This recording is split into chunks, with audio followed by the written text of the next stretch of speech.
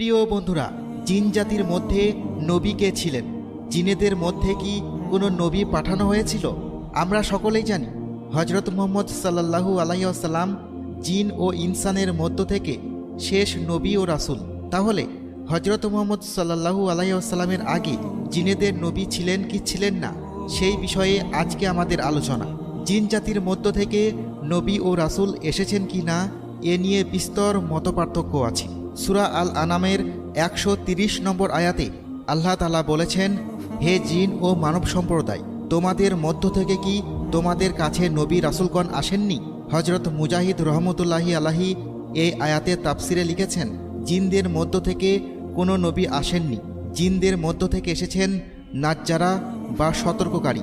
এরপর তিনি তার বক্তব্যের সপক্ষে তিনি কুরআনের অন্য একটি আয়াত থেকে প্রমাণ পেশ করেন। সূরা আল কাহফের 29 নম্বর আয়াতে বলা হয়েছে, যখন কোরআন পাঠ শেষ হলো তখন তাদের সম্প্রদায়ের কাছে সতর্ককারী হিসেবে ফিরে গেল।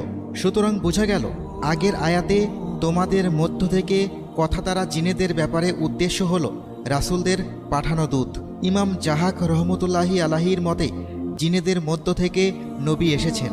তাকে এ ব্যাপারে জিজ্ঞেস করা হলে তিনি বলেন, তুমি কি শোনোনি আল্লাহ তাআলা ইরশাদ করেছেন, হে জিন ও মানব সম্প্রদায়, তোমাদের মধ্য থেকে কি তোমাদের কাছে নবী রাসূলগণ আসেননি?